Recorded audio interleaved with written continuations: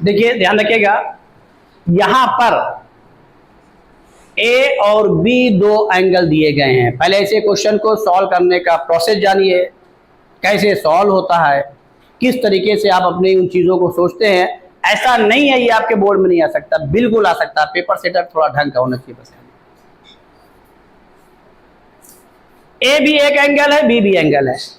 अब in case में आप ये नहीं कह सकते कि ए ग्रेटर देन बी है या बी ग्रेटर देन है, ये बिल्कुल नहीं कह सकते।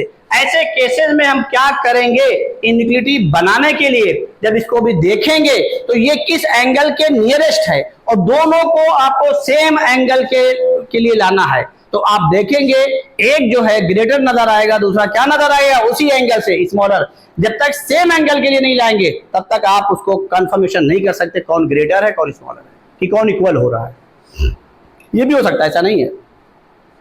अब आइए इसको हम सॉल्व करने जा रहे हैं। ये क्वेश्चन ठीक है, अच्छा क्वेश्चन है। a is equal to 2 tan inverse 2√2 - 1। Value बताइए, अभी आपसे हमने कहा था सॉल्व करके बताइए कितनी आई, बोलिए। 1.8 फिर 2, चलिए बस 2 डिजिट वही बहुत है। अब आपको देखना है कि tan इनवर्स के साथ में 1.82 आ रहा है, तो अब ये देखना पड़ेगा कि 1.82 tan की किस वैल्यू के नियरेस्ट है, और वो है आपका क्या, tan π/3 रूट tan π/3 किसके बराबर है, √3 के, और √3 क्या है 1.732। तो अगर ये आप देखने जा रहे हैं कि जो tan π/3 है ये कितना है, अरे √3 है ना, तो ये भी √3 है, तो यही वैल्यू क्या है 1.732। बस 2 डिजिट लिखिए। अब देखिए पहचानिए, अगर हम यहां पर इसी को इनवर्स में चेंज करें तो अब इनइक्वालिटी बनाना सीख लीजिए, देख लीजिए, तो ये क्या हो जाएगा, π/3 किसके इक्विवेलेंट आ गया, tan इनवर्स 1.73। तो ये जरूर ध्यान रखिएगा, तो ये जरूर ध्यान रखिएगा जो एंगल नियरेस्ट हो उसको पहले ले आइए, इनइक्वालिटी बना लीजिए। अब बताइए, ये a की वैल्यू 1.82 है, ये वैल्यू 1.73 जो π/3 बराबर है। तो अब tan इनवर्स, और ये फर्स्ट क्वाड्रेंट में आप जा रहे हैं, अब ये भी चेक कर लीजिए कि फर्स्ट क्वाड्रेंट में वो tan इनवर्स इंक्रीजिंग फंक्शन है कि डिक्रीजिंग, इंक्रीजिंग। इसका मतलब क्या हुआ, ये वैल्यू जो आप देख रहे हैं ए एंगल वाली वैल्यू इससे क्या है, ग्रेटर है। इसका मतलब क्या हुआ, ये जो एंगल ए होगा इसके लिए, ये इसके लिए इस π/3 से क्या हो गया, ग्रेटर हो गया। इनकी बन गई, इतना ही करना है, इसके अलावा कुछ करना नहीं। देयरफॉर ए क्या आ गया, बोलिए ग्रेटर देन, इन दोनों को देखिए तो 2 बचा ही है ना, तो 2 इंटू क्या π/3, इसको इक्वेशन नंबर फर्स्ट कर दीजिए। तो डाउट हो बताइए। अब सेकेंड वाले को आप लोग करके हमें और एक चीज सुन लीजिएगा, अब a ग्रेटर देन 2 π/3 आ गया, तो b को भी इसी 2 π/3 में हमको लेके आना है, तभी हम बता पाएंगे, नहीं तो नहीं बता सकते।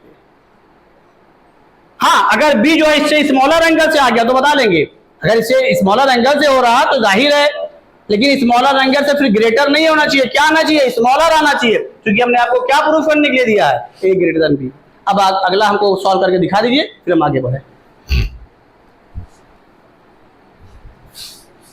देखिए यहां पर ये वैल्यू हम लिखने जा रहे हैं, डायरेक्ट उसी की वैल्यू लिख रहे हैं, क्योंकि ये अपूर्व सिंह ने इस मेथड को किया और बढ़िया किया, इसलिए इसको हम एक्सप्लेन कर दे रहे हैं। पहले आपको टाइम दिया करने के लिए, अच्छा किया है, ये आनी चाहिए आपके अंदर, ये मेंटलिटी डेवलप होनी चाहिए।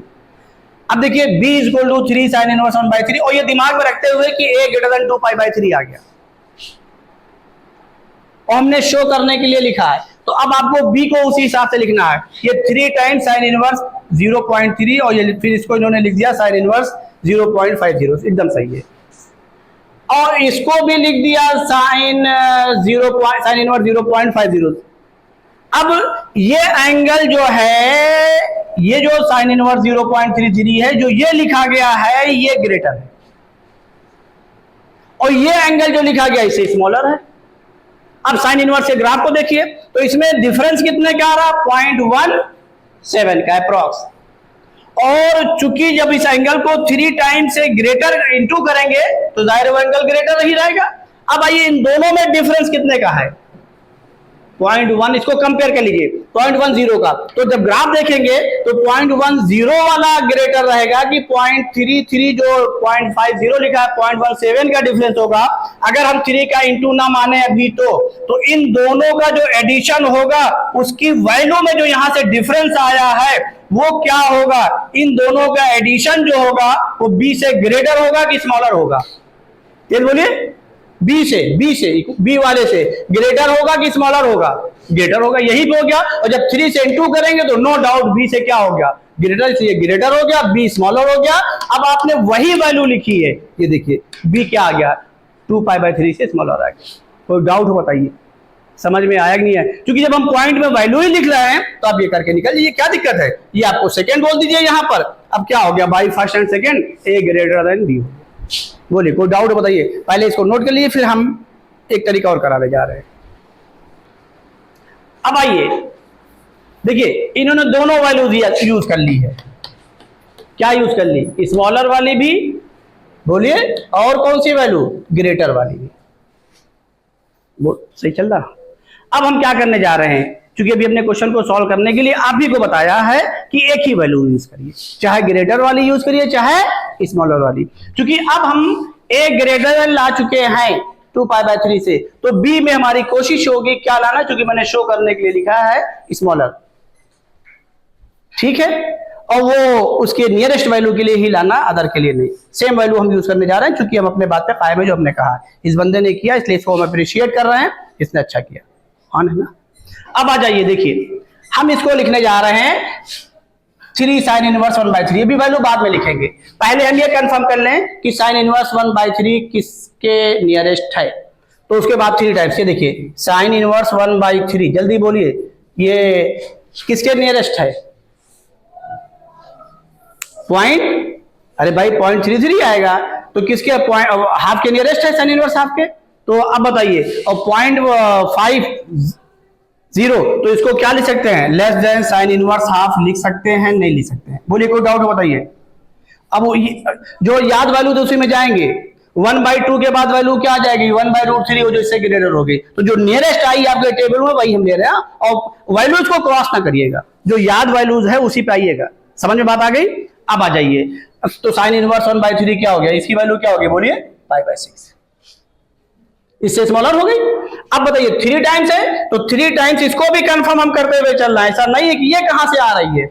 sin इनवर्स 1/3 क्या हो गया, लेस देन क्या, 3 से इंटू कर दीजिए, 3π/6 यानी क्या, लेस देन क्या, π/2। अब हमारा यहां से कंफर्म हो रहा कि ए ग्रेटर के साथ चला तो बी किसके साथ चल रहा है, स्मॉलर के साथ, ये वैल्यू इंडिकेट कर रही है। यहां से हमको अब जो बी का ये एक हिस्सा है ये स्मॉलर के साथ आ गया, तो अगली वैल्यू को भी किसके साथ लाएंगे, स्मॉलर के साथ, ये जरूर ध्यान रखिएगा।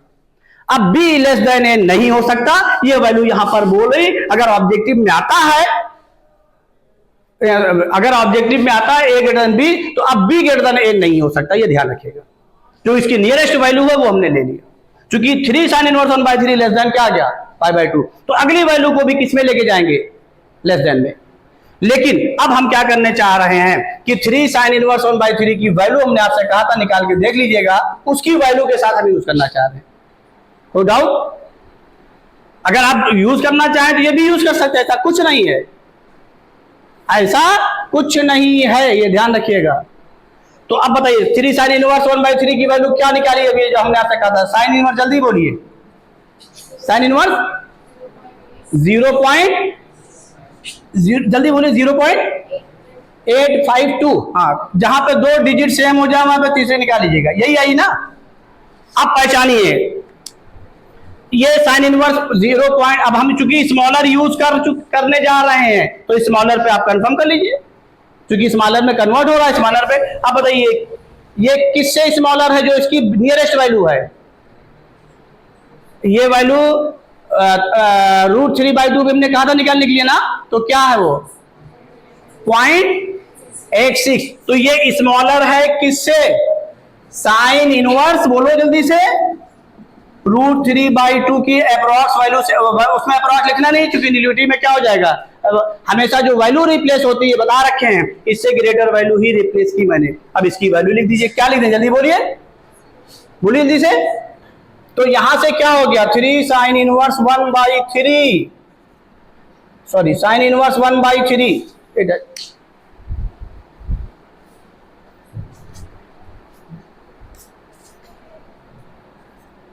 स्मॉलर देन कितना आ गया, पाई बाई 3, अरे भैया पाई बाई 3 होगा, पाई बाई 3। अब आ जाइए ये अब आ जाइए अगली वैल्यू बोल दीजिए फटाक से, ये साइन इनवर्स ये इसको बोलिए 3/5, जल्दी बोलिए क्या हो रहा है, साइन इनवर्स 0.60। अब यहां पर भी ग्रेटर वैल्यू यूज कर लीजिए, तो इससे ग्रेटर कौन सी है, √3/2 यूज कर लीजिए, उससे ग्रेटर है ये वैल्यू।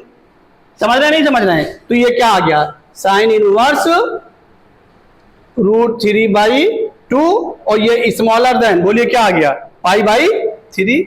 अब ये आपका ये एंगल दोनों स्मॉलर है किससे, सेम इनक्लूडिंग आ गई। तो अब यहां पर हम ये लिख सकते हैं देयरफॉर, ये आ रहा नहीं आ रहा क्या, पहली वैल्यू क्या थी 3 साइन इनवर्स 1/3 और प्लस दोनों को ऐड कर ले रहे हैं, जब ऐड करेंगे तो क्या हो गया, ये साइन इनवर्स 3/5 स्मॉलर देन, देखिए दोनों सेम यूनिट के साथ यूज कर रहे हैं, हमने यही सेम कहा था, इन्होंने वो यूज कर लिया कोई दिक्कत नहीं, फिर उसका डिफरेंस देख लीजिए कौन ज्यादा है, तो उनका एडिशन भी उसी यूनिट को सेटिस्फाई करेगा। दोनों बात मान लीजिए आप किसी जगह पैसे आ जाए तो कर लीजिए, तो कितना आ गया π/3 प्लस π/3 क्या हो गया 2π/3, और यही एंगल कुछ और नहीं है, क्या है बोलिए, बी है। तो ये क्या हो गया, therefore B is smaller than 2π/3, तो क्या आ गया, वो 2π/3 से ग्रेटर है, ये स्मॉलर है, प्रूफ हो गया। बोलिए कोई डाउट, समझ में आया। इंक्लूडिव सेम यूज करिएगा, बस यही हमने बताया था। अगर ये आप यूज करते हैं कोई मसला नहीं, यूज करिए बेहिचक करिए, लेकिन इतना डिफरेंस रहे। और ये तब के लिए जब सेम फंक्शन है, क्योंकि पता अभी इसी में कॉज इनवर्स आ जाएगा तो उसको साइन इनवर्स में बदल लीजिएगा, जिससे आपको कंपैरिजन करना आ जाए। पता लगा कॉज इनवर्स डिक्रीजिंग है, साइन इनवर्स इंक्रीजिंग, कैसे कंफर्म करेंगे कि ग्रेटर का साइन रहेगा कि स्मॉलर का। कोई डाउट, समझ में आ गया, नोट कर लीजिए। देखिए कुछ क्वेश्चन हमने आपके लिए लिखे हैं, ये बोर्ड से ही रिलेटेड है, अदर से नहीं। इस क्वेश्चन को सिर्फ लिखा है मैंने डिफरेंशिएशन के पर्पज से, इंटीग्रेशन के पर्पज से, ये आना चाहिए आपको करना, सिंप्लीफाई करने के लिए है ये क्वेश्चन है। इस क्वेश्चन को मैंने यूज किया है कि आपके दिमाग में ये ना रहे कि इनवर्स ट्रिग्नोमेट्रिक फंक्शन में कंपोनेंडो डिवाइडेंडो नहीं लगता, इसलिए लिखा है। ये देखिए n-m/n+n। और उसके बाद इस क्वेश्चन को मैंने सिर्फ इसलिए लिखा है कि PR <1 QR greater than -1, इस कंडीशन पे मैंने रिजल्ट लिखाया है, उसका यूज नहीं किया था, तो इस क्वेश्चन के थ्रू उसको यूज करने जा रहे हैं। हाँ, ये इंटरेस्टिंग इसलिए है इज इक्वल टू x, तो ये डरिएगा नहीं, वैल्यू ही ऐसे दी गई है कि मालूम क्या है कि वो जब इसको सॉल्व करेंगे, इसको सॉल्व करेंगे, कंपोजिशन लगाएंगे, क्योंकि एक इनवर्स फंक्शन है, दूसरा ओरिजिनल फंक्शन है, ट्रिग्नोमेट्रिक फंक्शन है, तो वो x के बराबर ही आएगा। अब आप सोचिए ये x कैसे हो गया, अभी तो वैल्यू दूसरी आती थी ना, इसलिए लिखा है इसको कि इससे डरिएगा नहीं, कि वो फंक्शन ऐसे सेट किए जाते हैं कि वो आपकी बाद में एट लास्ट क्या आएगा, x ही आएगा, तो इसलिए नहीं। और ये भी आपके बोर्ड का क्वेश्चन है। हाँ, इसको हमने डिफरेंशिएशन और इंटीग्रेशन के लिए लिखा है। मान लीजिए ये क्वेश्चन आ गया, आपको डिफरेंशिएट करना रहेगा, तो आप पहले कंपोजिशन की प्रॉपर्टी लगा के तब करेंगे, इसलिए लिखा। अच्छा क्वेश्चन है, ये आपके इनवर्स ट्रिग्नोमेट्रिक फंक्शन में भी आ सकता है, ध्यान रखिएगा। इसको करके लाइएगा फिर हमको बताइएगा।